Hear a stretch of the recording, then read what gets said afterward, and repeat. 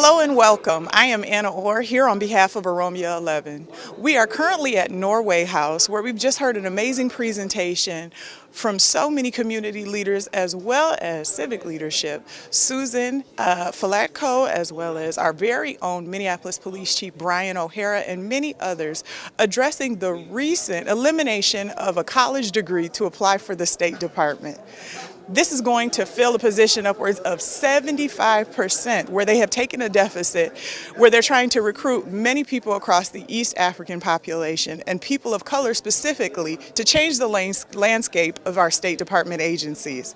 We've talked to so many people tonight. It's been a wonderful time of connection, networking, and hearing the vision for our city going forwards. It's been nothing but inspiring. I hope that many of you find yourself checking the links below and applying for careers, as well as seeing the global opportunities that they have talked to us about this evening, because it is really such a broad and vast industry for people to work in. The age requirements are going as low as 20 years old all the way up until your 60th birthday. So if you are interested in not only deciding on a career or pivoting educational-wise, this is an opportunity for you.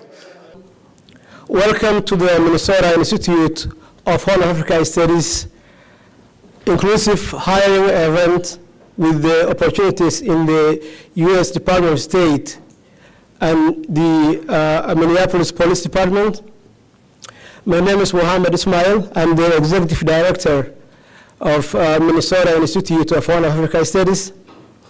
We are delighted to see so many talented individuals gathered here today, representing diverse background, experiences, and perspectives from our East African communities in our vibrant state of Minnesota.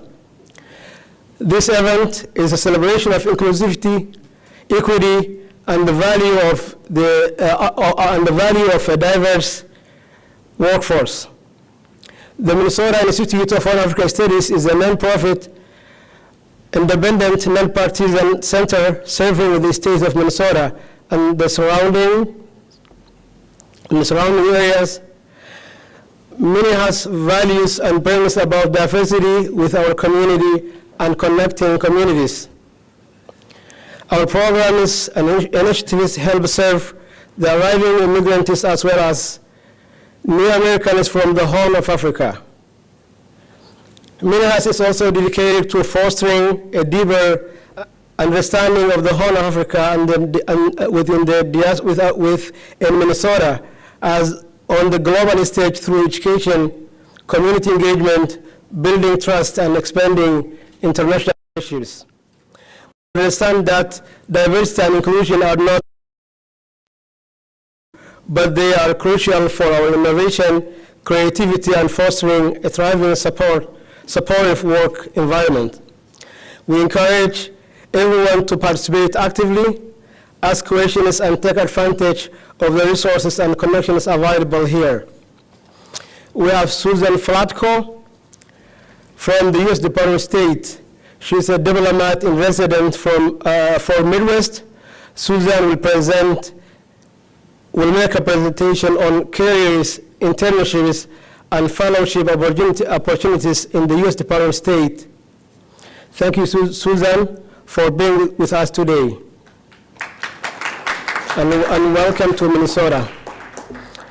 Our guests include an impressive array of community leaders and public policy analysts to discuss the importance of joining government agencies and helping our communities, including Dr. Asad Aliwait, prominent community leader and scholar. He is the founder and executive director of New American Development Center. Asad is an experienced researcher with a demonstrated history of working in the executive office industry. We also have Beirut Abafogi, a accomplished community engagement officer and policy expert. Currently, she holds the position of senior policy aide within the city of Minneapolis. Dr. Absalam Adam is the principal of East Africa Elementary Magnet School, nation's first East African Magnet School. Dr. Absalam has been with St. Paul Public Schools since 1997 in a variety of roles. He is a community leader and sees his role as public intellectual with a determination to build a strong, nurturing school community that ensures success of all students. We also have Imam Yusuf, a religious leader and community leader. He is the executive director of Islamic Association of North America, IANA. He also served as the secretary of the Shura Council. In addition, Minneapolis Police Department Chief O'Hara will present a few remarks on the topic of importance of community and police working together and inclusive hiring practices of the Minneapolis Police Department. Thank you all. Thank you for being here today. Let us make this day a fruitful and exciting experience for all of us. We are delighted to have the Minneapolis Police Department recruiting section, and I would like to welcome the Minneapolis Police Chief, Brian O'Hara, for opening remarks. Welcome. Thank you, Mohammed.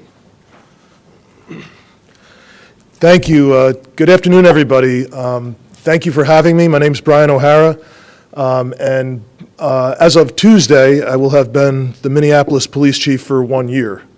So thank you.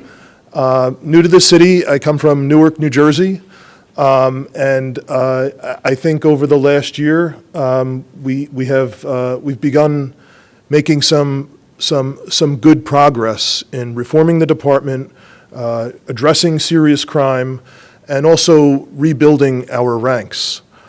Which is something that's very important. You know, the Minneapolis Police Department has lost 40% of its police officers over the last 3 years. So Sergeant Hagel, some of our community service officers are in the back to do some recruiting efforts because it's very important that as we rebuild with good people who want to be police officers in our communities for the right reasons. And that means, you know, making sure that we're reaching out and going to places like this where we can, you know, get folks from all the diverse communities into the police department. Regard to the East African community, I recently promoted one of our sergeants to the rank of commander, Abdirahman Ali. Commander Ali is the first Somali-American police officer to be promoted to the rank of commander. He's the highest ranking in Minnesota, and we believe he's the highest ranking Somali police officer in the United States. But more importantly, he's a good friend, he's exceptional, and he's very well qualified for his job. And that's why we're here today. We want to increase the diversity, increase the ranks of our police department. We have several members, you know, who over the last 20 years or so have been Somali, have been East African. We're actually, hopefully, will be very soon bringing on our first Somali female police officer into the MPD. So all of this is very important, you know, because people, especially in this community, in our city, where all of our residents, everyone has been through so much, people desperately need good policing at this time. And I'm honored and thankful to be here with the Imam and with others in the community because these relationships are essential for police to be able to do our jobs. In order for us to be effective at being police, we need to have relationships with our imams, with our community leaders in the community before something bad happens. And we know in Minneapolis and in Minnesota, we have had attacks in the past on our Muslim community, on Somali community members. We had it recently, earlier this year. We had a couple of arsons in some of our masjids in the city, and thankfully, we were able to act and bring that person to justice with help from our community. So that's why these relationships are especially important to maintain everyone's safety. So that's something that we will continue to try and do as we go forward. So again, just thank you so much for having me here today, and I'd be happy to, participate in the program. I just want you all to know, because I'm sure there's people here who have children at home, there's young people here. There are pathways into the police department in Minneapolis for our residents that exist that can be life-changing for some of our people. Just know that if you're a kid in Minneapolis, if you're going to high school or you just graduated high school, the Minneapolis Police Department can hire you, give you a job, give you a good salary as a civilian, and send you to college and pay for your college. And at the end of it, after we pay for everything, after you earn money while you're in college, you can then become a Minneapolis police officer. That's what the community service officers do in the back, the guys in the gray shirts. So just know that that is a career path that's open. People don't need to have resources. They don't need to have money to get into it. We will hire you. We will give you a job. We will pay for all of your college. And then you can have access to a career where you can really make a difference for our neighbors. So again, I hope you take that message back to your family members and to community, and look forward to participating today. Thank you. I would like to remind you guys that this delightful event has been organized by MINHAS, which stands for Minnesota Institute of Horn of Africa Studies. Ladies and gentlemen, I'd like to introduce our next speaker today, Dr. Asad Ali, the New American Development Center founder and CEO.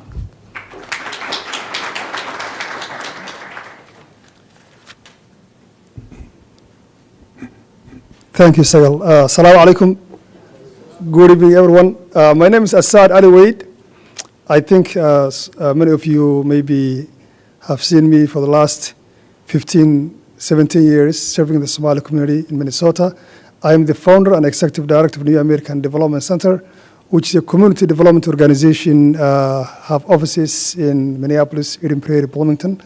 We provide services to our community, housing and economic development. We are the first organization who provide a interest-free murabaha loans for small business lending.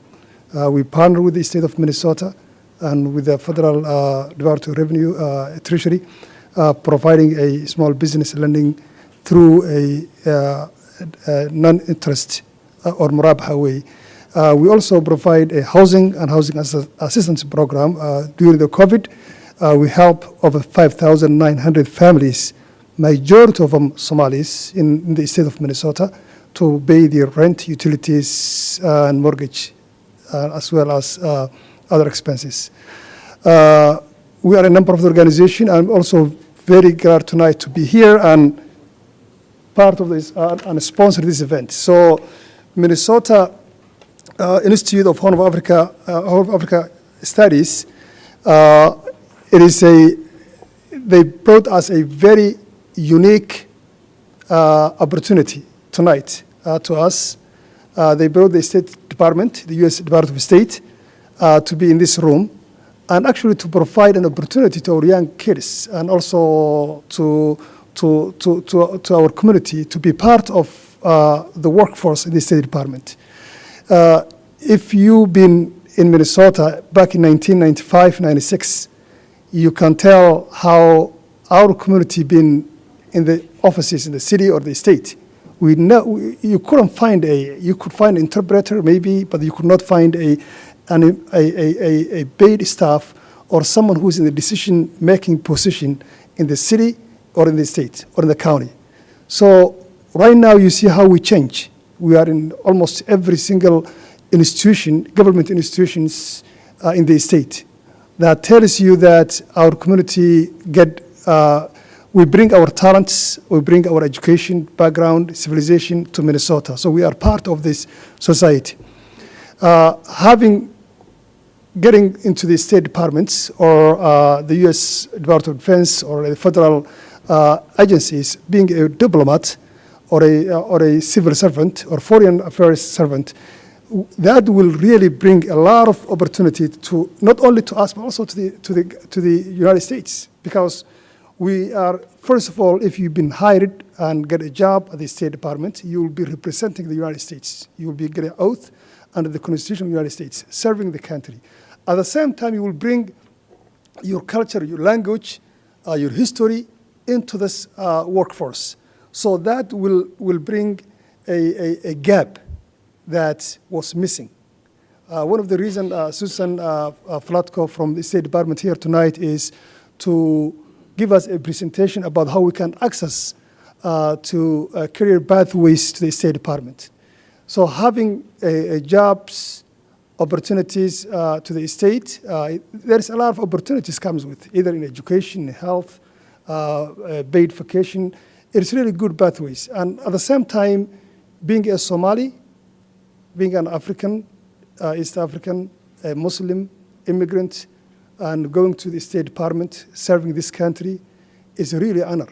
So I would like to appreciate Minnesota Institute of Horn of African Studies for this opportunity to bring to Minnesota. We are support to you. We support this is not the first time we'll sponsor this event. New American Development Center, NADC, as well as other organizations, we would like to be part of this process. And that's all what I would like to say tonight. And thank you all. Thank you. Thank you, Dr. Ali Assad. Our next speaker, ladies and gentlemen, is Dr. Abdisalam Adam, East Africa Magnet Elementary School Principal. Please, let's welcome him. Bismillah ar-Rahman ar-Rahim. Assalamu alaikum, everyone. I'm really honored to be here with you this evening. This is an exciting event to connect and to build bridges of understanding and bridges of service. It's really important that people come together and discuss and keep the relationship between the United States and the Horn of Africa. We thank IHASA for arranging this event. The Horn of Africa is a very important strategic region of the world, and we know all the geopolitics that has always revolved around the Horn of Africa, being a passage to the Middle East, to Asia, and also being a strategic part of the African continent with the Red Sea, the Indian Ocean, and of course, superpowers always fighting over control of that region, which we have been victims for a long time, as you all know. So I think the way to move out of that victimization is for us to apply, to be involved in the decision-making, and to be part of the systems that are making these decisions for us. So if I may tell you a little bit about the East African Elementary School, which I served as the principal, is that people are asking, how did the idea come about? And how did it start? Why East Africa? Why not? You know, there are many other communities in St. Paul or in the Twin Cities. So I was an educator with the St. Paul Public School District for 27 years, started as an ESL teacher. And I was just telling Chief O'Hara that two of his officers were my students, Commander Abdurrahman Ali and Abu Bakr Muridi. Muridi was my middle school student in St. Paul, Washington Technology. It's a small world, so when you see your students, in positions of power, maybe it's time for me to clear the way and find something else. So maybe I'll become a diplomat. So it's really satisfying, and really I'm grateful for the opportunity. So the idea of the school is St. Paul District serves a significant number of East African students. And we must mention, Somalia has been said like 10 times, but no one has mentioned our Oromo community who are here tonight. Faya, Naga, welcome. We're really happy you are here. And also our Amhara speaking community, our Tigrinya speaking community, Eritrean community, Djibouti. This is the Horn of African region, so we should, recognize that makes us stronger. So the East African community has a lot of leverage in Minnesota that we can build on. And so tonight is one of those opportunities to really strengthen our relationship, get in the diplomatic corps. And a diplomat is not an easy task. In Somalia, we call it safir, like an ambassador. An ambassador is somebody who's representing their country and their culture and their values. So the way we carry ourselves and we relate to people around us, whether at work or whether at neighborhoods or in official institutions, is very important. People take cue from what you do rather than what you say. So right now we're all, in a way, ambassadors of our region, because when if we're a college student, or if you're a teacher, or if you're a professor, or if you're an officer, people will always be judging you, whether Somaliness or Oromoness or, Amharicness or, whatever, which part of the area that you come from. It's just part of human nature.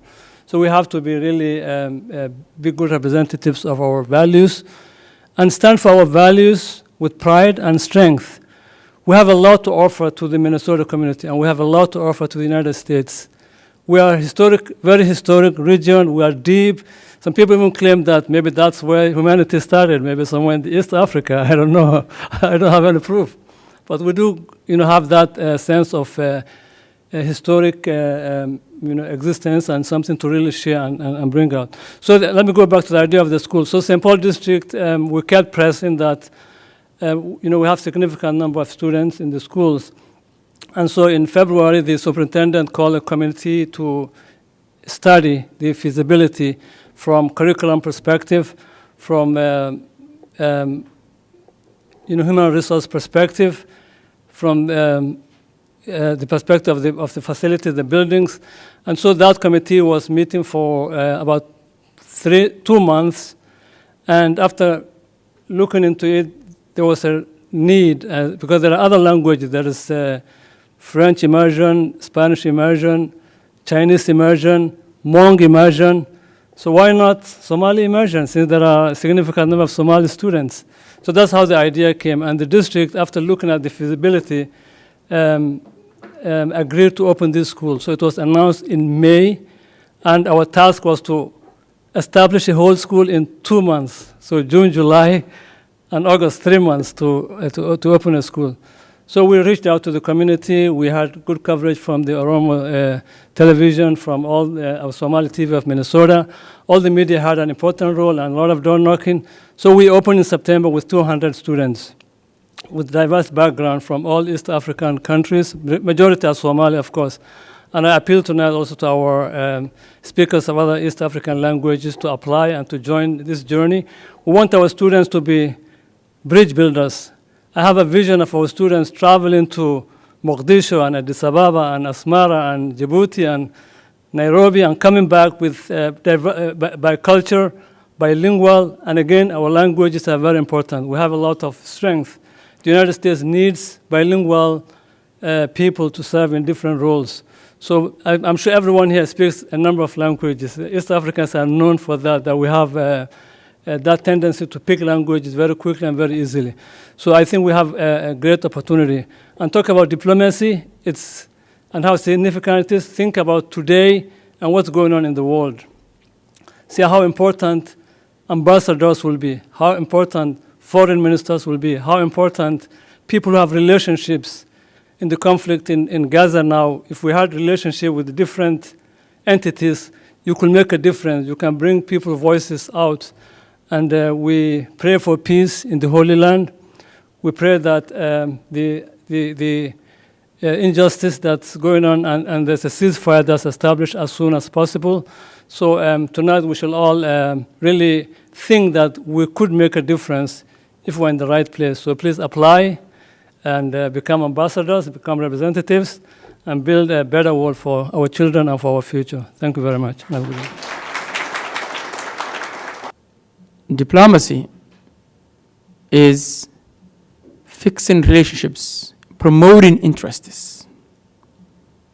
Promoting interests. Every nation has an interest. Every community has an interest. So the interest that we have as a community is to be a productive community in our area, in other areas as well. America is not as it used to be. America today is very different. It's multicultural. multi-faith, multi-background. An American Constitution says government for the people, by the people, and from the people. And we are parcel and part of that people. So we need to be active in that sense. Also, when we are, wherever we are, whether we are doing a diplomacy work today, like today we're talking about, or whatever else we're doing, we have to be principled. I do believe as a person of faith and iman, I believe my faith contributes and leads my decisions. I have to save lives because my faith orders me or commands me that. I have to help others because of my faith.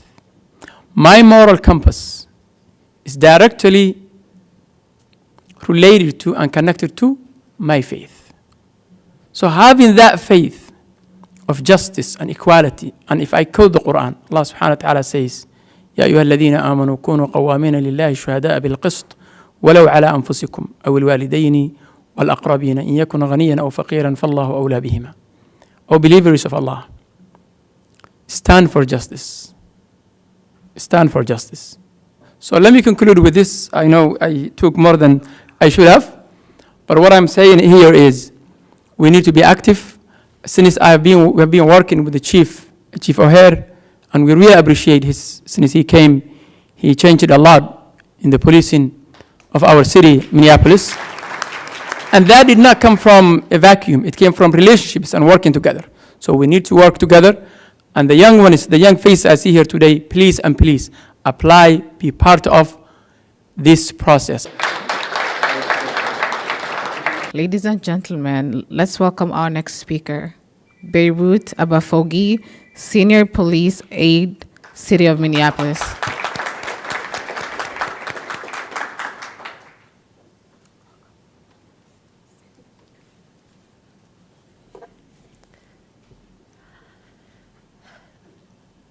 Thank you, everyone, for that remark. I am a senior policy aide. I'm not the police, just to make that clear.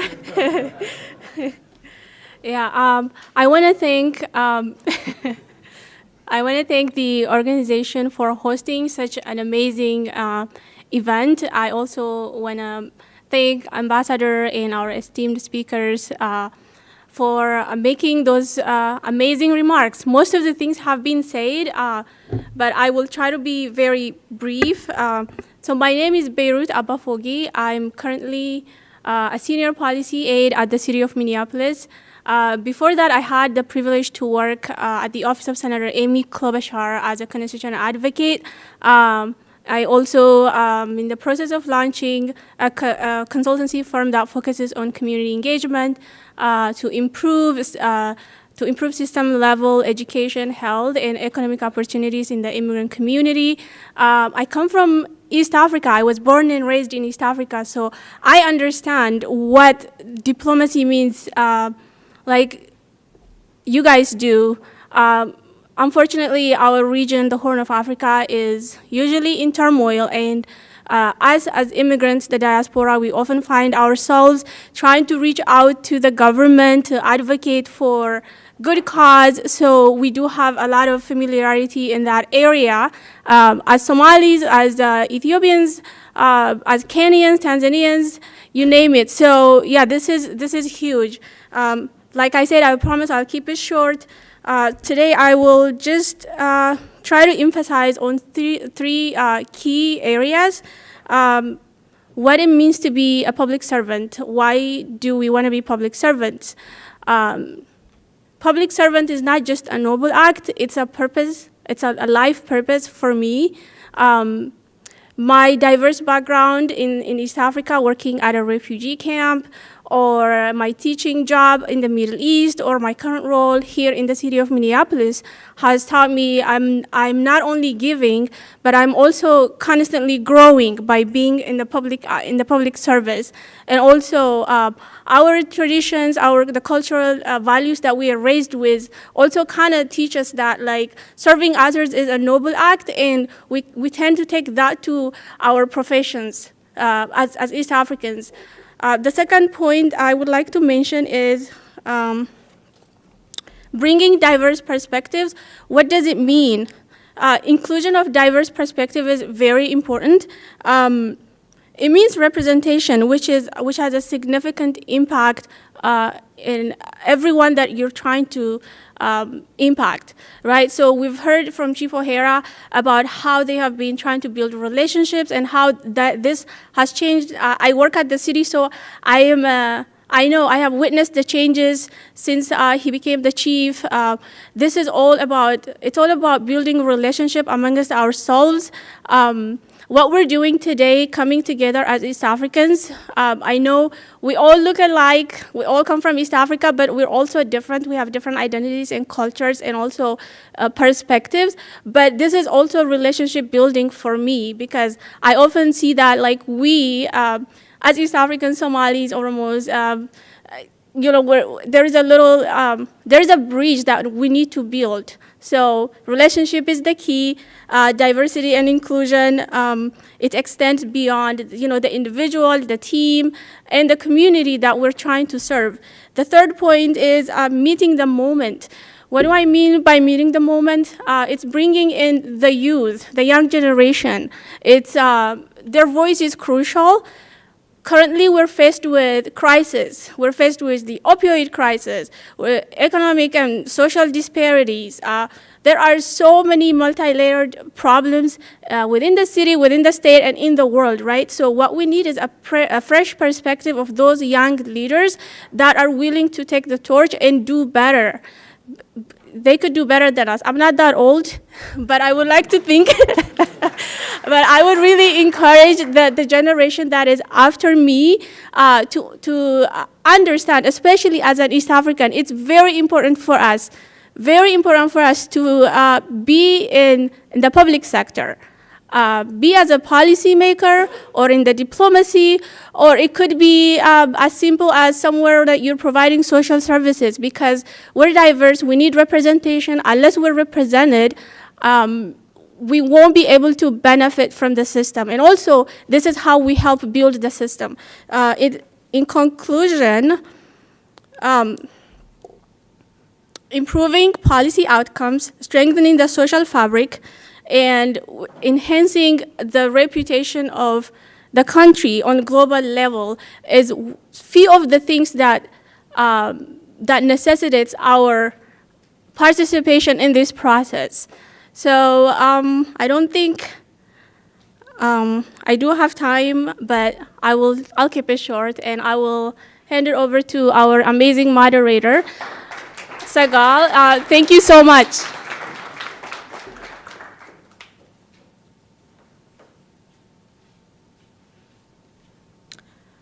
Our distinguished speaker next is Susan Falatko, U.S. Department of State diplomat in residence, Midwest. Please let's welcome her.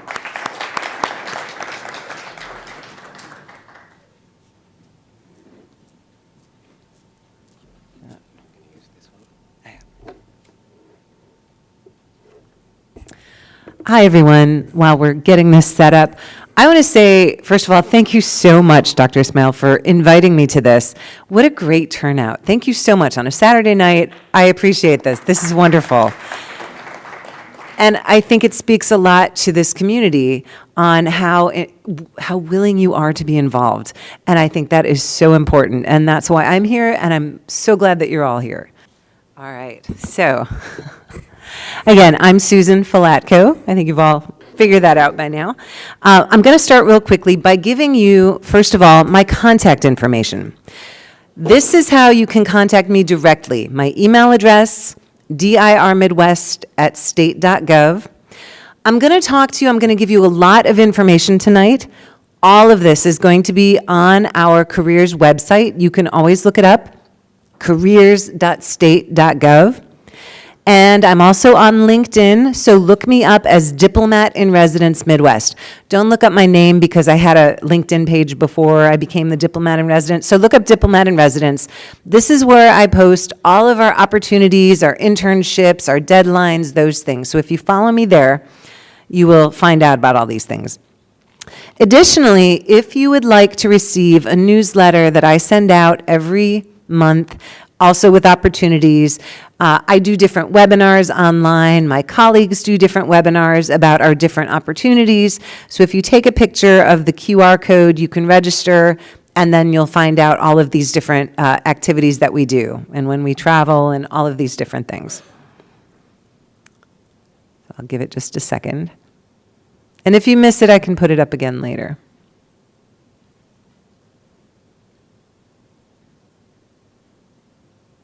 I still see a few phones, so I'm going to give it a second. All right, so basically, I am a Foreign Service officer myself, a diplomat. I've been in for almost 25 years, and because of the nature of our jobs, we are moving around all of the time. So I have served in 7 countries. You can see where they are. I have not been in Somalia, Ethiopia, but the closest I was Rwanda. And I've also served in West Africa as well. I'm an economic officer. I'll explain what that is and what that looks like. And my current position, this is actually an assignment like all of the rest of mine. I will be based in Chicago for the next 2 years as a diplomat in residence, which means that I am recruiting from all kinds of communities like yours. I'm originally from the Chicago area, which is why I'm really excited to be back. I haven't lived in Chicago since I was 17 years old. It's been a long time. But it's great because I love being able to present these opportunities to people from the Midwest, because I knew nothing about them when I was growing up. I didn't come across the State Department until much later. So I'm really happy to be able to present this to you all. Now, who are we? If anyone has seen, there's a new show on Netflix called The Diplomat. I'd like to thank the producers for raising our profile a little bit, but who we are really, there's so much that we do. We are the nation's oldest cabinet agency, the first cabinet agency. We lead our diplomatic engagement. We are not that big. So if you look at this, of the Foreign Service employees, we have 13,500 that serve overseas. I'll explain the difference between generalists and specialists in a moment. We also have people that serve domestically in our policy offices in Washington. So we have civil service. So about fewer civil service than foreign service, but these are policy experts.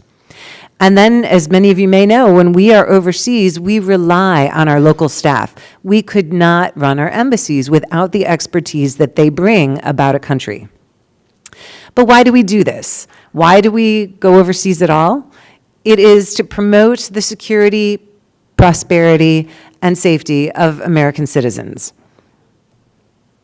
We're located around the world in almost 276 posts, and of course our headquarters is in Washington, D.C.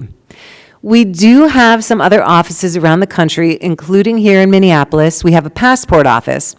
That is an option that is always available.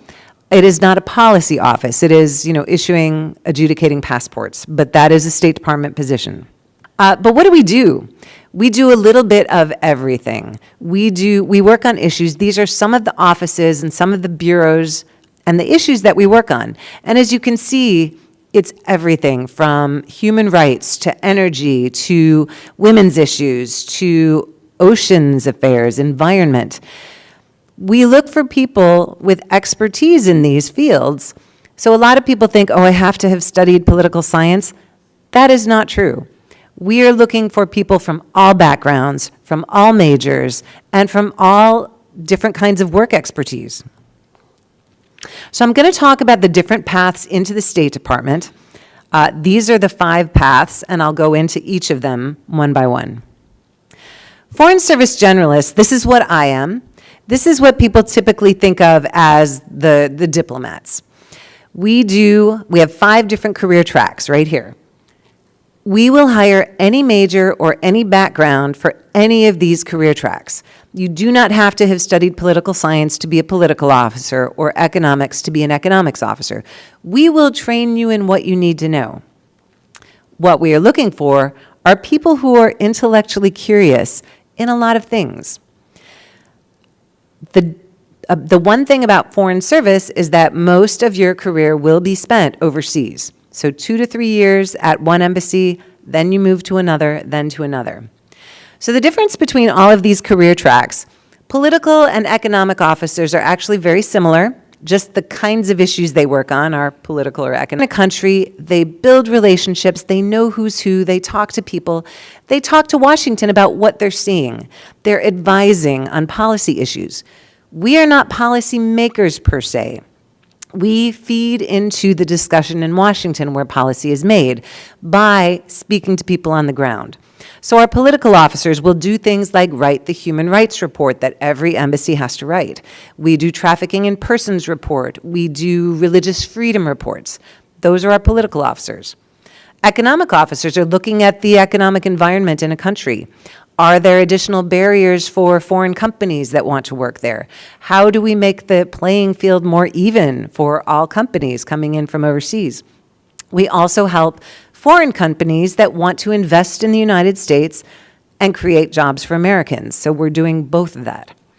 Public diplomacy officers, this is a great job. These are the folks who are the people-to-people builders. They work with the press, but they're also working on building mutual understanding. So they do things like cultural exchanges and educational exchanges. We have a sports diplomacy program, those kinds of things that are building and reinforcing those people-to-people ties. We hire consular officers. These are folks who their primary role is to help American citizens overseas that are living, working, traveling overseas when they have an emergency or they need a passport or there's a crime and they need assistance. We help American citizens. Of course, they also issue visas to foreigners who want to come to the States. That includes family reunification, refugee visas, those things. That is what consular officers do. And then finally, we hire management officers because with 276 posts, we need somebody to manage these. And a lot of people don't focus on that. They don't think that's not a diplomatic role. It is a diplomatic role. These folks run our embassies, everything from the human resources, the budget, the finance, the procurement and logistics. So if you have a background in that, that's great. Come work with us. We also hire specialists, and as the name suggests, they have specialized knowledge. We have an entire law enforcement division called Diplomatic Security Service. We hire folks to do regional security. They will be posted at all of our embassies and working with local law enforcement to kind of take the temperature of what security requirements do we need at our post. We hire administrative specialists, so we will hire folks to do human resources and budget. Now, the difference between the specialist and the generalist on the previous slide is that if we hire you to do financial management, you will always do that at every embassy. If you're a management officer, you're going to learn all of the different roles and ultimately oversee them, so it's a bigger role in that sense. We hire engineers because we build embassies. We do security upgrades on embassies. We hire facility managers, anyone with a background in buildings, HVAC, electrical. We need people to manage our embassies in that sense. IT. We really need IT people. We need systems administrators at all of our embassies. 276 posts. We have a hard time finding people because they don't realize these jobs exist. So if you have IT skills, computer science skills, we need you. We hire doctors. We hire nurse practitioners, physician's assistants, psychiatrists to serve as medical providers for our embassy personnel overseas. And then we hire librarians, we hire English language program officers to set up those kinds of programs in other countries with our embassies. So what are we looking for? There's really only two requirements. One, you have to be a U.S. citizen, and two, between the ages of 20, and we will hire you all the way up until your 60th birthday. So we welcome people who have other careers and want to do something different. You bring amazing expertise to what we do. So we are looking for all kinds of people who want to change careers. For the generalists, you actually do not need a college degree. That surprises a lot of people, but it is because we realize that there are people out there with life experience and work experience that would make very good diplomats. And so you can join us without a degree. For some of the specialists, they will require certain education. Obviously, the engineers will need engineering degrees. Our IT folks will need certificates, things like that. But it depends by the specialization. But this is what we're really looking for. So when you look to apply to the Foreign Service, one of the things we're going to ask you, we're going to ask you to write some personal narratives. Tell us some stories about these. Tell me how you demonstrate critical thinking or cultural adaptability. Everybody here has worked in different cultures. You would have great examples of how you demonstrate that. Things like teamwork, negotiating skills. These are all the things that we look for. And so when you apply, show us, tell us your stories. I won't get into the hiring process specifically. This is all on the website, but for all of our positions, generalist and specialist, they begin with a test. For the generalist test, it's called the Foreign Service Officer Test. It's online. You can register and take it online. But I use this slide just to demonstrate one thing. It is a very lengthy process. There is the written test. There is another set of assessments after that. There is a security clearance. There's a medical clearance. This process can take up to a year, possibly even more. So that is something you need to know if you're looking at the timeline. But that said, take the test. So the top one, the Foreign Service Officer Test for our generalists, it's offered 3 times a year. The next one is February, and then June and October. It's a very broad test because, like I said, we're looking for people who are curious about everything. We're not testing you for your political science knowledge or your management knowledge. All 5 of those career tracks take the same test. The test, it's multiple choice, but it is going to cover everything. There's going to be politics and history. There's going to be economics, science and technology, culture, literature. Because again, we're looking for people who just have a broad general knowledge about a lot of things. We'll train you in the specifics of the job. If you take the test once and you are not invited to the next step, take it again. You have to wait 12 months, but a lot of Foreign Service officers did not make it to the next step the first time. And that's okay. There is no harm. You can take the test as many times as you want. It is free. It is online. But you do have to wait 12 months. And I tell people, just take the test. Learn what it is that you might need to learn to pass it the next time, right? Maybe you know a lot of political science and history, but you're not as good on the science and technology. Take the test. Find out what you need to focus on for the next year. Come back and take the test again. For some of our specialist positions, they are open all the time. So our diplomatic security, our information technology folks, some of the other positions, you could go online today and register to take those tests. They take very specific tests, so our IT folks obviously take an IT test, but you can apply any day. Those jobs are always open. Some of our specializations, like our medical officers, our human resources officers, things like that, they open up several times a year. They're not open all the time. So you have to wait for the vacancy to open, and then you can register for those tests. Everything I've said so far is about the Foreign Service. They're for the positions where you are serving overseas. I mentioned we also hire civil service, which are people that serve domestically. We hire in all of these different career series in the circles. If you're looking for a policy job, if you have an expertise, for example, in the Horn of Africa, and if you'd like to work in a policy job, you want to look for a civil service opportunity.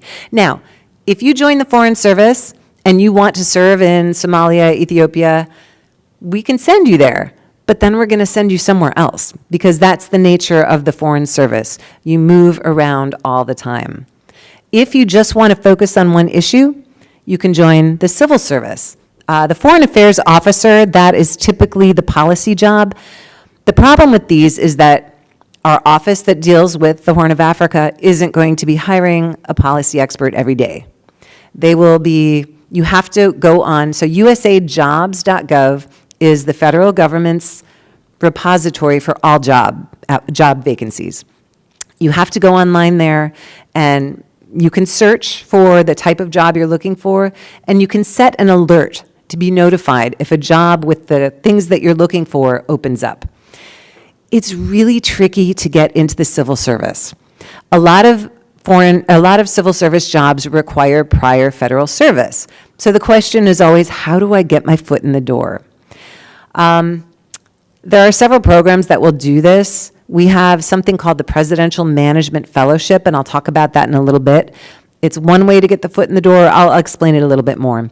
But in any case, these are the civil service positions. Go to usajobs.gov, and that's how you can look at those. Internships. Do we have some students here?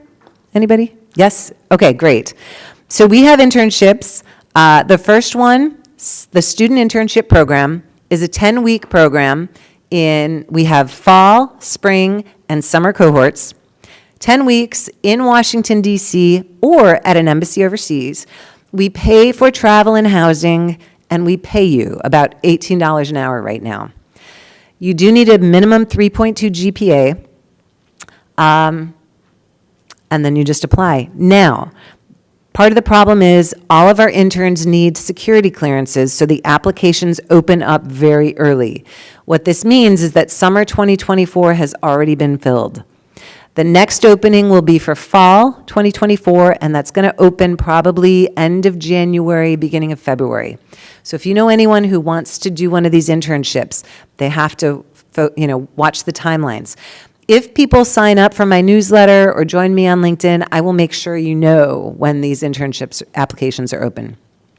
The second one is a 2-summer internship. So for this one, we're looking for current freshmen or sophomores.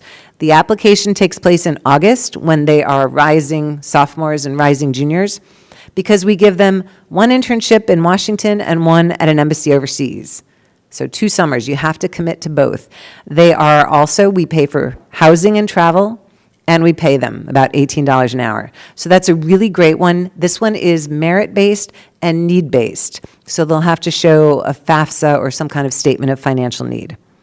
And then the last one, we have a virtual internship that is federal government-wide. It is unpaid because it's virtual. It's up to 10 hours a week. So that is the Virtual Student Federal Service. Those applications open in July. It's a lot. You can take a picture. You can always email me to ask me more about these. And it's on our website. We have also graduate school fellowships. We can pay for your graduate school. The top bullet, there are 2 separate fellowships. One is the Pickering and one is the Wrangell. We will pay you up to $42,000 or $43,000 a year per year for graduate school in an international relations related subject, including MBAs, because we need management officers. We will pay for that, and then we will bring you into the Foreign Service as a Foreign Service officer. So we pay for your school and we give you a job. If you are part of this program, because we're paying for school, you owe us a 5-year service commitment. Most people stay in after that, but you could move on if you wanted after that. The second one, IT. I said we have such a hard time getting IT folks. We will pay for either junior and senior year of undergrad, or we will pay for a master's degree in an IT-related field, and then we will give you a job in the Foreign Service as an information management specialist. This application is open right now through January 16th. So if you know anyone who is right now a sophomore who wants us to pay for junior and senior year, or anyone who's a senior who's looking to go to graduate school, apply for this now.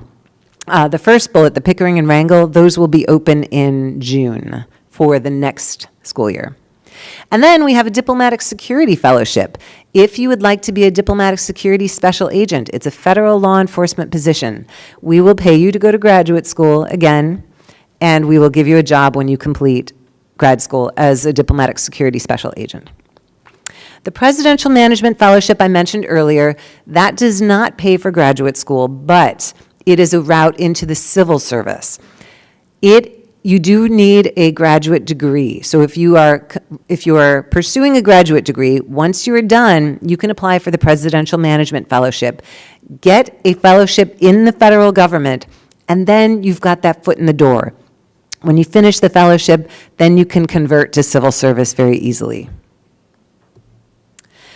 We have one more way into the State Department. This is actually a limited 5-year appointment as a consular officer for people who speak Arabic, Mandarin, Spanish, or Portuguese. And this is because, as many of you know, we have far too long wait times to interview for visas. People have to wait too long. So we are trying to bring in people on temporary appointments to be visa officers if you speak one of these languages. This job is open all the time. Again, you could go on careers.state.gov today and apply. There's also a test, and then we bring you in for 5 years.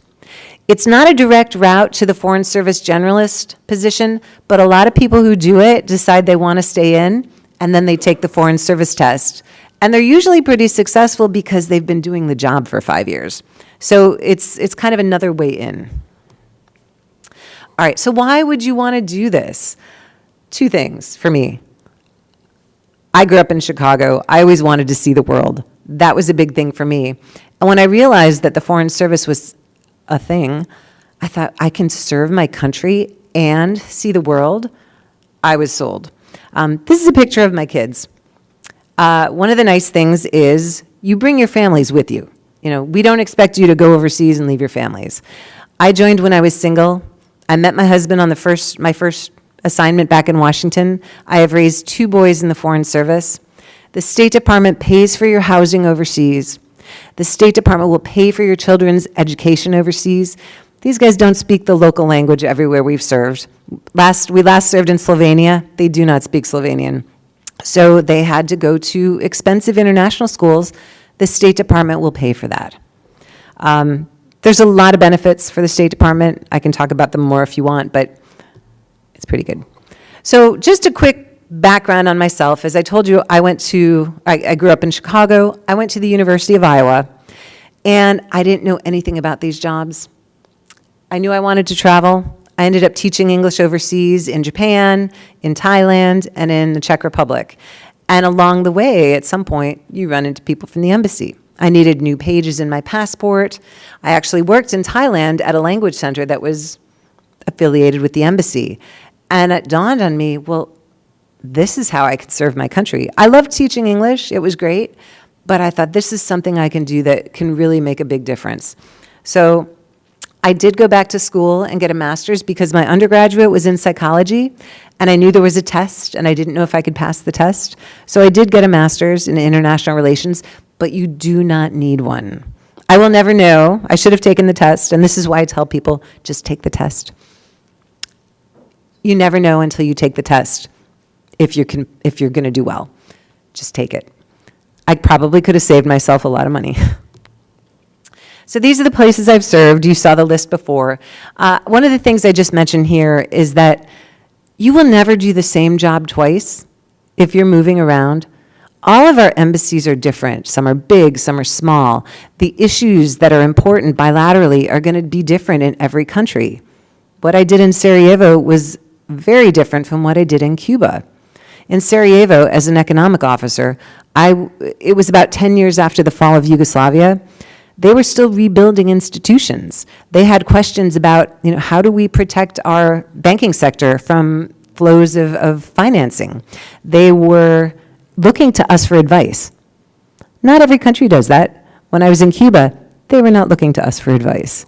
But I was trying to report on what is the economic situation here? How do Cubans survive when they go to the ration store with their card and there's nothing there? So it's different in every country. When I was in Switzerland, I was the United States representative to both the International Labor Organization and the World Health Organization. Because somehow as an economic officer, anything that is not explicitly political seems to fall under the economic officer's portfolio, but that's great. It's all of the science and technology, it's all of the environment issues, energy issues, and I really enjoyed that. These are just some pictures of some of the things we do as Foreign Service officers, everything from public speaking to opening different events. This was the opening of, in the middle and the top, this was the opening of an exhibit at the Slovenian Military Museum in honor of Americans that had lost their lives in Slovenia in World War II. I had no idea this happened, but many people, their planes were shot down. And so this was an exhibit dedicated to Americans who lost their lives. You're always meeting people. So in Slovenia, just for some background as well, I was the deputy chief of mission, which is essentially the deputy ambassador. And when our administration changed, our ambassador departed. So I was the acting ambassador, the chargé d'affaires, for over a year. So a lot of these come from that. But they're all illustrative of the kinds of things we do. We're meeting people. We are building those relationships. So when Washington has a question, I know who to turn to ask. I don't just pick up the phone and cold call somebody and say, hi, I'm with the U.S. Embassy. I've built relationships, so I can go and have those conversations with people. Secretary of State's airplane. Embassies support all of these VIP visits. President, vice president, cabinet members, members of Congress. If Senator Klobuchar ever came to Slovenia, which the Slovenians were desperate to have her in Slovenia, I said, she's a very busy woman. I don't think she's going to make it. But had she come, we would have supported her visit. Everything from setting up the agenda, writing the talking points, attending the meetings as note takers, writing back to Washington what happened in the meeting. We do a lot of that. And then talking to the press, that was something that always terrified me. I'm glad I learned how to do it, because when the administration changed and I was suddenly in this role as chargé, they wanted to know, Slovenians wanted to know, what does this mean? Are your policies going to change? Is our bilateral relationship going to change? And so I was doing a lot of press reporting. So if you are interested, how do you prepare? How do you prepare for this test? So there are some people that say you can study for the test. I don't know that that's true. Really what we're looking for is people with a broad body of knowledge that you have built up through your education, through your work life. We're looking for those curious people. So be reading everything. Read broadly. If you're studying political science, read something beyond political science. Be understanding what's going on, trends in science, technology, trends in culture. Be aware of it all. It could be on the test. Know your geography. This is easier for some people than others. We don't do well in geography because we don't get taught geography very well in class when we're growing up. Hopefully, you all have better geography, I would think. We don't always. Practice your oral and written communication skills. It is so important, the written communication skills. It's not academic writing. It's not novel writing or literary writing. We are passing messages back to Washington. They have to be concise. You need to practice how to get a message back that can be read and understood and acted on very quickly. Leadership skills. This is just good life advice. So everyone, if you're a student, be finding ways to build your leadership skills. This can be any way from, volunteer work with your community, a part-time job, a club. Be finding ways to build those skills, because we're going to be looking for those if you apply for our positions. And then expand your comfort zone. One thing that's sure about the Foreign Service is you're going to find yourself in a situation that may be completely different from anything you've been in before. That's the nature of our moving around, doing different things. Know how you react in different situations. Be prepared for the unexpected, because the unexpected often happens in the Foreign Service. I will end with a quote from our current Secretary of State, Antony Blinken. I will let you read this yourselves.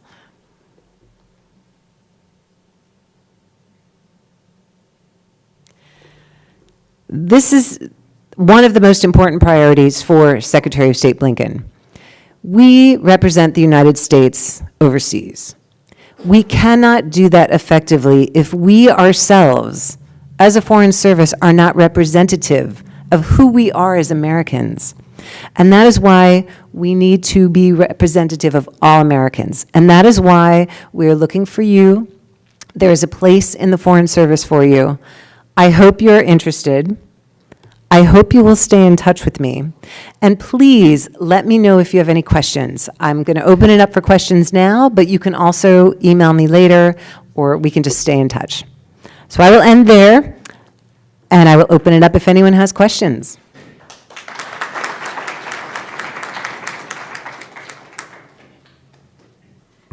Thank you, Susan, for that great presentation. Let's give it a round of applause. If you have questions, you can email Minhas or Susan.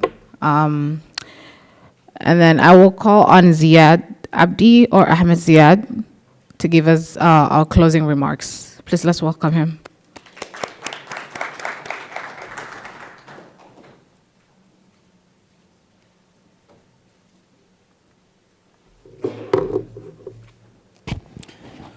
Good evening. My name is Ziad Abdi. My nickname is Ahmed Ziad. I'm Operational Director of Minhas, Minnesota Institute of Africa. So welcome everybody. It's a salat time for praying. I appreciate your time. But we are closing. If you have a question or anything, then you have all the information, or you can visit our website, minhas.org, and then we will forward you that. Let's quick. We have a lot of program. Minhas, we have a lot of program. We do a research program. We wanted to part for the community. Also, we have a program connection community. We have program building a strong community. We have program discussion dialogue, research, community issues like this one. Also, we have employment program for hiring like this, the diplomat. We have also a youth program. And also we have a diversity, equity, and cultural exchange and business consultant. So please welcome and thank you very much. I appreciate for that. And then there's a lot of programs coming in the future for the coming soon, next month. Also, we would like to connect to the community. We would like to bring together. We can work together, we can solve it together. So I will appreciate Susan, I will appreciate everybody who can attend in this meeting. Also, I would like to appreciate the police department. So we have a lot of opportunities. So Minhas we are more making consideration for the young community. So, and then we will connect in this position, and personally, I love it for diplomats. So, and then thank you very much. I appreciate it. I am here currently with Police Chief Brian O'Hara. Thank you for joining us today on this episode of OROMIA11. Thank you, Anna. Good to be here. Now, we talked about so much about expanding the State Department and what that looks like, even on a global level. Can you talk about what this would mean for citizens of color, specifically the East African population, that we always don't see represented throughout our civic leadership? Yeah, well, it was great to be here today because, as many people know, over the last 3 years, 40% of the police officers in Minneapolis have left the police department. So we're trying to rebuild by bringing in good police officers and bringing in more police officers that are more representative of all of our communities in the city, which obviously includes Somali and East African communities here. So it was great to be here to explain to a lot of young people that were here. There's opportunities that we have for people who have finished high school where we can hire you, we can give you a job, and we can pay you to go to school. We'll pay for your college, we'll pay you while you're in college, and then once you finish college, you can become a police officer in Minneapolis with the police department. And I think that's something that could be potentially life-changing for a lot of our residents, and so we're trying to get the word out as best we can, especially in the East African communities, so that we can have greater representation here. We recently promoted our first Somali American to the rank of commander. We believe he's the highest ranking Somali American in policing in America. So we're celebrating that. And in Minneapolis, very soon we're going to be bringing on our first Somali female police officer. Which for young females that are watching should know, I changed the uniform policy in Minneapolis earlier this year to allow for the hijab for Muslim women in uniform. So they should know that that is policy here, so that should not be something that keeps people out. We want to look to bring in as many of our residents as we can. How has it been trying to address the language barrier? I remember attending dispatch and another opportunity recruitment event with the Minneapolis Police Department in the city of Minneapolis at the Brian Coyle Center, trying to address the language barrier. How has the city, as well as the Minneapolis Police Department, moved forward in trying to close the gap on that issue? Yeah, well, we do have, all police officers have access on city cell phones to a translator just by calling. So we have access to well over 100 different translators at a moment's notice. But that's not good enough. Yeah, I was kind of surprised when I came here that at times it's even difficult to find an officer who is fluent in Spanish or an officer who is fluent in Somali, particularly since there's literally tens of thousands of residents here who that is their language. So I think the long-term goal of that is to be like today, to bring our recruiting team to show our younger officers, our people who are studying to be officers, show how diverse they are, that can connect with young people in the city and go to where our community members are so that we can try and build relationships and encourage them to come join us. Now, we are about to have a day of election coming up very soon. Can you just give a word of encouragement to residents that may be viewing this, that may feel like their vote doesn't matter? Yeah, well, obviously, in this country, we depend on democracy and everyone's voice matters. I'm thankful that we have not had any issues from a law enforcement perspective, anything concerning that, which can happen at times with elections. We just want people to know that they can be safe, that they are free to express their right to vote, and that it's incredibly important that they do so because elections have consequences. So regardless of what people's beliefs are, regardless of what their political opinions are, it's essential for us to move forward together, that everyone is able to have their voice heard. Thank you so much for your work and for coming out to the event tonight and speaking with us today at OROMIA11, Chief O'Hara. Absolutely. Thank you. I am currently here with Susan Falatko. Can you please talk to us about your role here and a little bit about what you spoke about tonight at this event? Yes, thank you. So I'm Susan Falatko. I am the diplomat in residence for the Midwest, which is essentially a recruiter for the U.S. Department of State. I cover Minnesota, Illinois, and Wisconsin, and we are looking for people to serve as diplomats, to serve as all of our community an embassy is really a community with a whole ecosystem. We are hiring. We are looking for people to serve as political officers, economic officers, IT support. We look for doctors, nurse practitioners, really a little bit of everything. We have something for everyone. And one of the most important things right now is we are looking to make sure that our foreign service is representative of who we are as a country. And that means that we're recruiting for diversity from across the country. And that is why I'm here tonight, to make sure that everyone knows that we have these opportunities and are taking advantage of them, because we need everybody. Now, we heard you speak about some of the requirements to become a part of this amazing agency.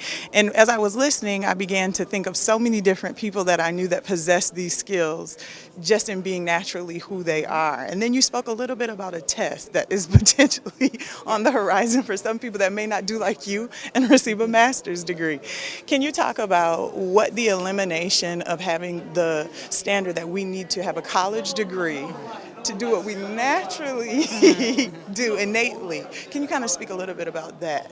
Yes. So for some of our foreign service positions, which we call the foreign service generalist positions, a college degree is not required. We have on our website, which is careers.state.gov, we are looking for certain skills and qualities, and they're listed there, but it's things like cultural adaptability, critical thinking, leadership, teamwork, negotiation. These are things that can be developed in many different places. And so the degree is not required for those. There is a test, so we're looking for two things. We're looking for these skills. We want you to tell us about these skills. And there's also a test. The test is very broad. We are looking for people who are intellectually curious, meaning we'll hire any major if you have a degree. We'll hire people from all backgrounds, second career, third career, because we're looking for people who just are interested in a little bit of everything. And the test reflects that. It's multiple choice, but it's going to cover everything from politics and history to economics, science and technology, culture. Because when we hire people for the Foreign Service, they're going to serve in a country for 2 to 3 years. They're going to learn a lot about that country, and then we're going to send them somewhere else, and they're going to have to learn new issues. So we want people who like to do that. What do you believe this is really going to mean for people of color having this opportunity to get their feet wet, so to speak, but also really impact global change? Well, this is it. When we are overseas, we have to be not just representing who we are as Americans, but we need all those voices, because We know a diversity of voices makes a difference. We know that representation makes a difference, and it's going to feed into our foreign policy decisions in a good way, because we are not a monolithic country. We need to be hearing all those voices, and those voices need to participating in our policy decisions. Now, for those that may be watching this right now and not heard your amazing presentation given earlier, but have questions about how they can participate or if they need to pass along to other people in their network, who do they talk to? Well, I will say go to careers.state.gov. We have a ton of information on there. We have a part on the website that is called Connect with a Diplomat. If you are from, and it comes up with a map, if you are from Minnesota or Illinois or Wisconsin, that'll be me. But the map will direct you to whomever is the diplomat in residence, the recruiter for your state. And so you can find who that is. They travel around like I do. They can come visit, speak to your groups, speak to your communities. Just reach out to us. Thank you so much for your time, Susan. Thanks so much. I am currently here with, Beirut Abafogi. and you are here representing the city of Minneapolis as a senior policy writer, correct? Correct, yes. I am also here representing the East African community.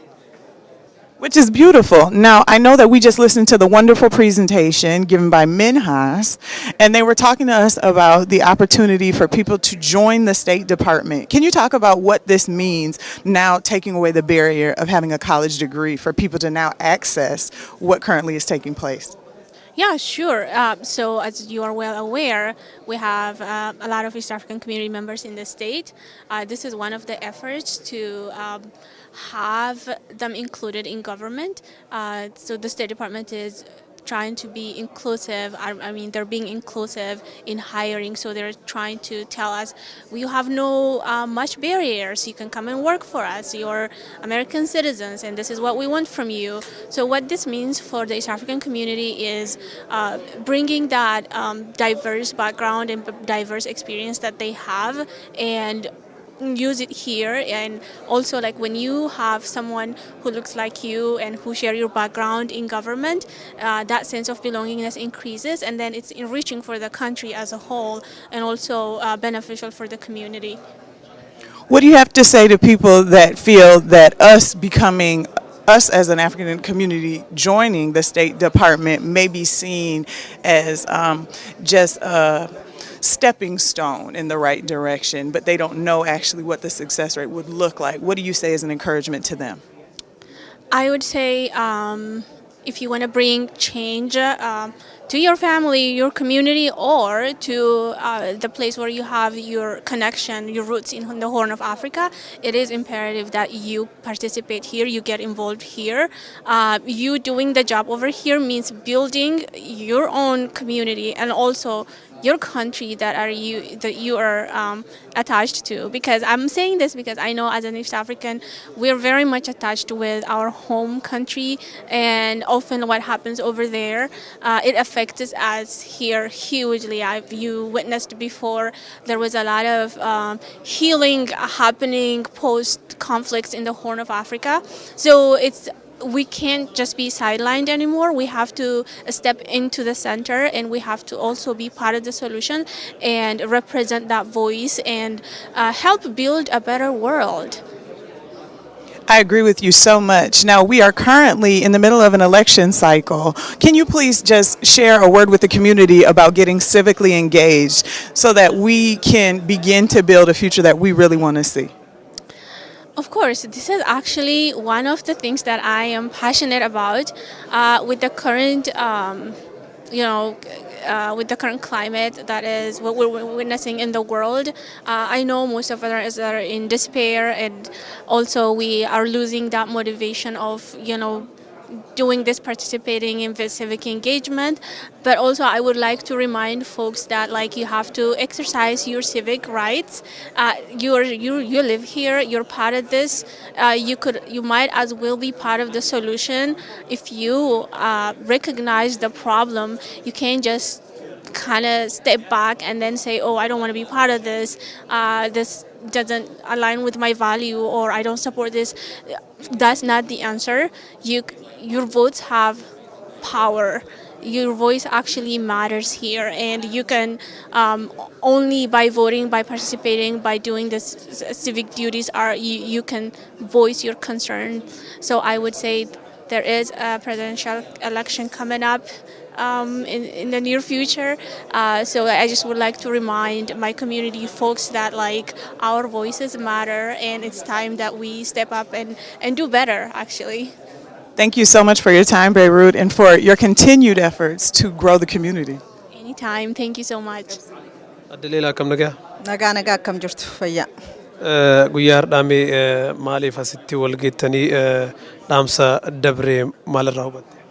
Guyyaa har'aa warroota mootummaa yookaan State Departmentii hojii federaalaa akkamitti uummanni as jiru East African irratti qooda fudhachuu akka qabu, maal gochuu akka qabnu, akkamitti illee hojiin achi keessatti argama, carraan jirummoo maal fakkaata kan jedhu bakka buutuun State Departmentii dhufte asirratti nu ibsite jechuudha. Kana keessaa wanti irraa baranne tokkoffaa nullee akka nama yeroo dheeraa biyya kana jiraatetti carraan kun akka salphaatti akka jiru hin beeknillee. Kanarratti hundaa'e egaa namni keenya yeroo baay'ee waanuma seektarii adda addaa keessatti hojii laallanna malee mootummaa keessatti waan nurraa fagoo wayii seena. Waan nuti isaa fi muuxannoo gahaa qabaannee keessatti argamuu dandeenyu nutti hin fakkaatu. Garuu akkatti amma argaa jirru akkuma hojiuma kaan itti iyyannaa galchifannee dandeettii qabnuun dandeettii yoo akka nu yaanneeyyuu miti amma nuti yeroo baay'ee hojii mootummaa gaafa jennu federaala gaafa jennu nama barumsaan PhD yookaan maastersii faa qabaachuu qaba jennee yaanna akka amma ilaalaa jirru kanatti namumti high school iyyuu barate hojii kana argachuu danda'a jechuun kana jechuun hojiin keessattuu amma hojiin State Departmentiidha kun amma warri kaawunsilatii ambaasaddaroota hojii adda addaa biyya adda addaa keessa deddeemanii hojjechuun kuni akka jarri jedhanutti high school illee barattee wanta jechuu dandeessa. Achi keessatti illee deemtee hojiuma maallaquma jarri sii kennan illee barattee illee guddachuu akka dandeessu carraan isaa baay'ee bal'aa akka ta'e nu ibsanii jechuudha. Isaan dabalataan immoo warra biyyoota garaagaraa deemaniin namoonni as jiraatan ka biyya gara biyyaa galanii hojjechuu barbaadanis carraa argamee jira. Isaan kanaaf dhaamsiti qabu. Akkuma jennee akka jarri jedhanitti amma warra kaawunsilatii biyyoota adda addaa akka isiin ibsiteetti waggaa lamaan biyyoota adda addaa keessa deemanii hojjetu. Carraan biyya keenya keessatti illee deemanii hojjechuun hin jiraata. Embaasii Afrikaa keessatti, Eeshiyaa keessatti, biyya adda addaa keessatti deemanii hojjechuun carraa guddaa qaba. Kana keessatti ani kan inni ilaale tokko nuti akka Oromootti achi keessatti jiraachuun Oromoon tokko achi keessa deemee State Departmentii ta'ee embaasii ambaasaddaroota kaawunsilatii ta'ee hojjechuun carraa Oromummaarras eenyummaa ofii calanqisuu irrattis yeroo baay'ee immoo kontaaktii nuti abaluu achi keessaan qabnu isa jedhu sana keessaan hanqannee waan jirruufi obbolaan keenya hundinuu amma akka jedhanu waggaa 20 irraa kaasee hamma 60 ta'anutti hojii kana ammayyuu irratti qacaramuu danda'u jedhu. Kanaaf keessattuu namni hojii mootummaa keessatti hojjechuu biyya deddeemee carraa akkasii irratti qooda fudhachuu namni nama barbaaduuf carraa guddaadha. Irratti illee qooda fudhachuu qabna jedheetuman abdadha. Keessayyuu dargaggoonni barumsaaf illee waan kafalanuuf maastersii illee bachelor degree illee horii fuul illee kaffallee isaanii baafnee barsiifna waan jedhaniif carraa kanaan itti fayyadamanii gaariidha jedheeman yaada. Mee kan biraa immoo kan isaan kaasanii Dipaartimentiin Poolisii Minneapolis keessattuu bara dabree parsantiin 40 poolisiidha hojii gadhiiseera kanaaf iddoon banaa jira. Carraa barattoota barsiisuudha, iskoolaarshippii kennanii fi barsiisuudha jiraa jedhan. Isa kanaaf dargaggoonni keenya maalirraa barattoonni maalirraa akka fayyadaman dhaamta? Tokkoffaa nuti akka nama waggaa dheeraatiif Minnesota keessa jirru sila achi keessatti of arguu qabna turre. Warroonni ollaa keenya baay'een isaanii achi keessatti hamma chiifi koomaandarii ga'anutti fudhataniirani. Nuummoo achi keessaa maaliif hanqanne kan jedhu baay'ee gaaffii guddaadha.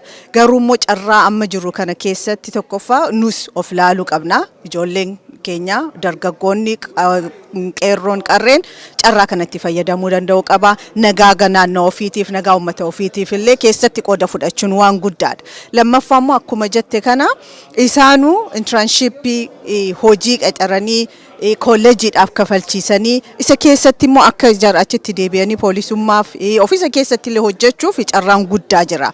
Namni keenya gaafa waan poolisaa jedhu waan akka addaatti ilaala. Kun hojii mootummaa keessatti qabaachuu kanarratti immoo dabalee seeftii dargaggoota keenya uummata keenya eeguu jechuun waan guddaadha. Kanarratti Oromoon dargaggoon keenya baay'een kana keessatti of arguu qabna. Jabaadhaa nullee namaa gadi miti. Akkuma namaa oli baay'ina keenyatti dandeettiin keenyallee namaa oli malee namaa gadi miti. Kanarratti akka qooda fudhatanu maatiin illeetu jajjabeeffanii jechuun barbaada. Hedduu ulfaadha. Galatooma. Obbo Tashitee akkam? Akkam jirtan? Nagaame guyyaa har'aasitti walgahii kanarratti maali wanni dhaamsi ati sirraa baratte?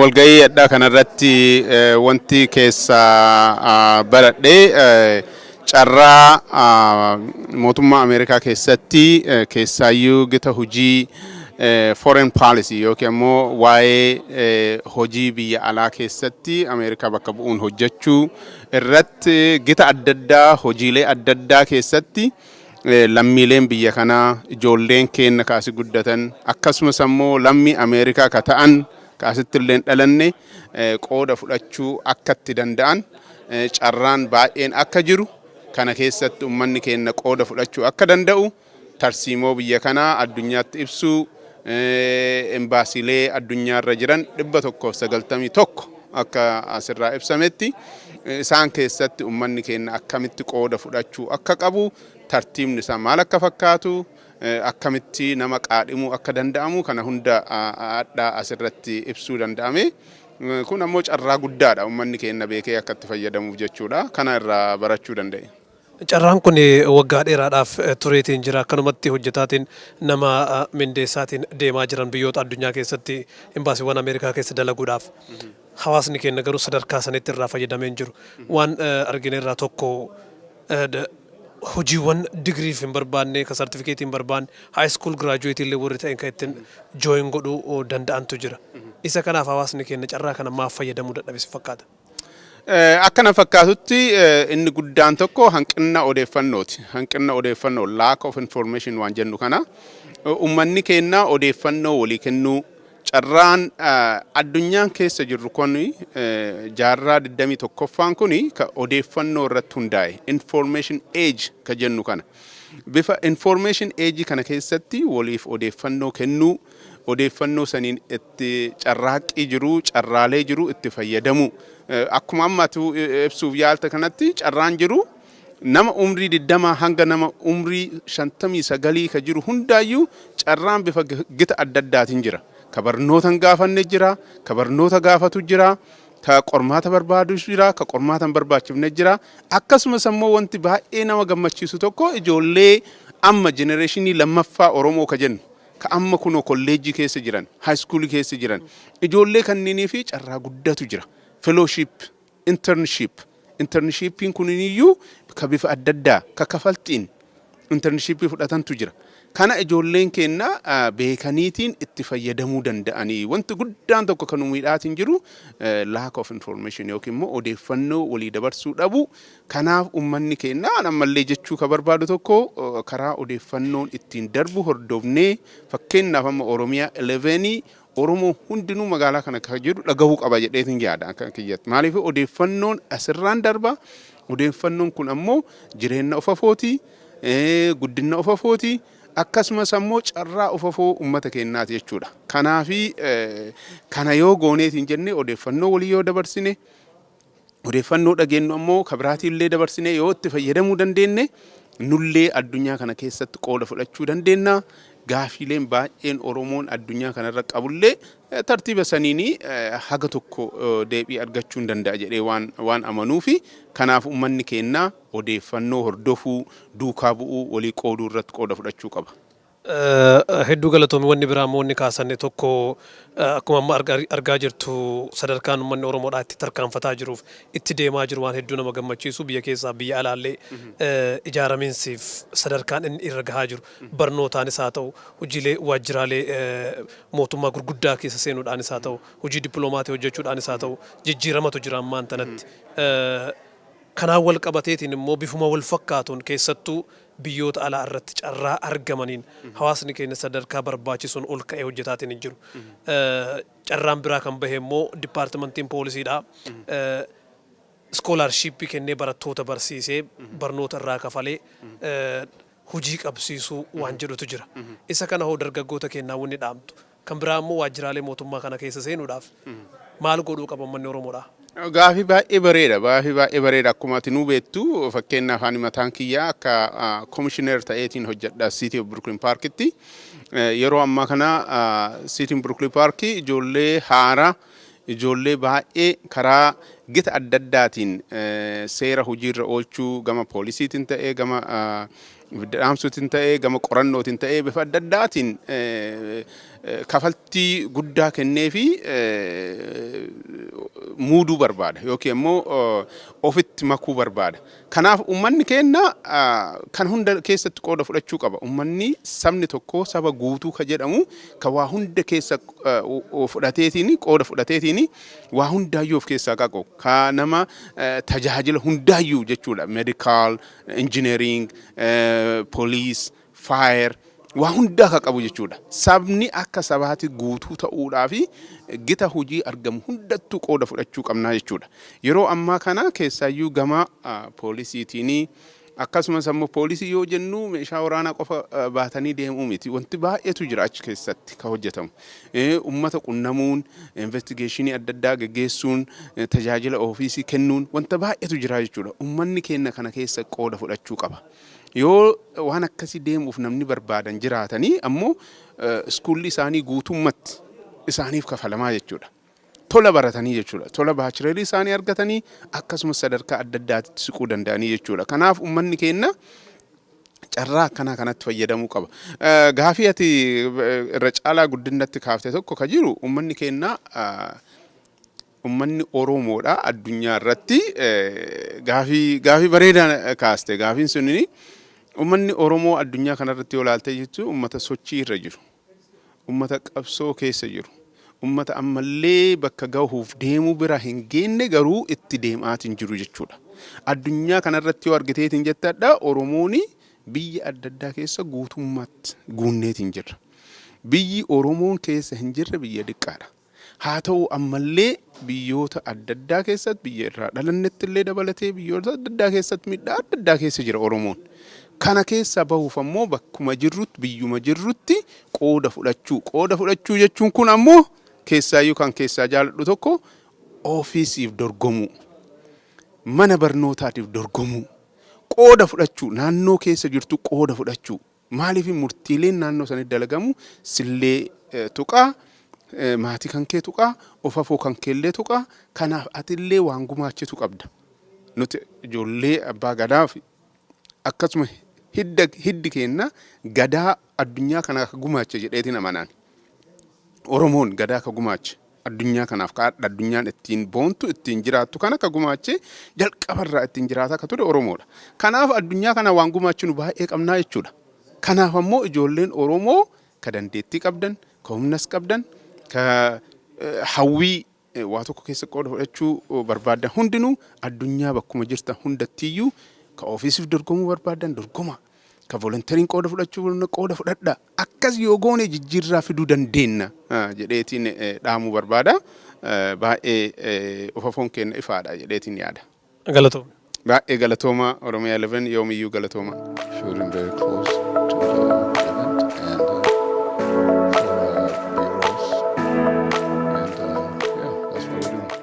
I am currently here with Sergeant Eric Hagel.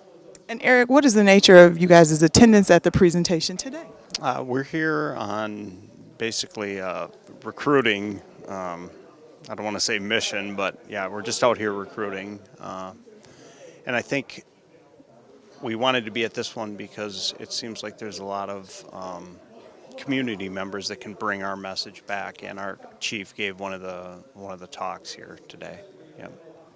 Now, we have talked about the college requirement being eliminated at the State Department, but can you talk about some of the requirements to be an officer for people that may be unfamiliar but interested in actually joining the police force? Yep.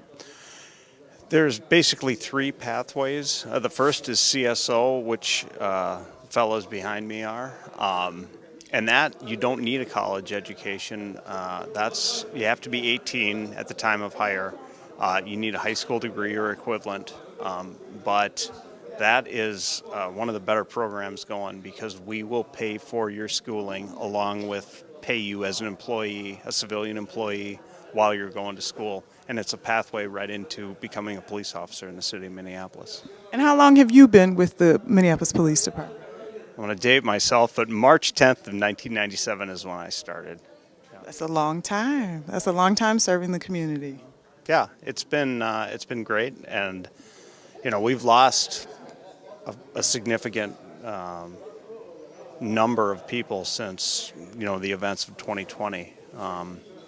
But I'm happy as ever with my decision to stay, and for anyone out there, Minneapolis is just a great opportunity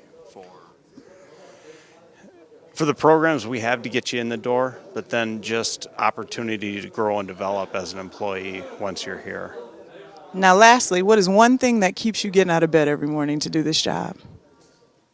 It's the relationships here within the community and with my coworkers. It really is a great place to work, and I'm just happy I'm still here. Thank you for your service, and thank you for talking to us at OROMIA11. You bet. Thank you. As always, I am Anna Orr, and it has been a pleasure to join you today. Please make sure that you are taking opportunity to check all the links that are being provided to you. If something that was shared today or on the live stream you have found encouraging, educational, or inspiring. I am Anna Orr, and I look forward to connecting again with you soon.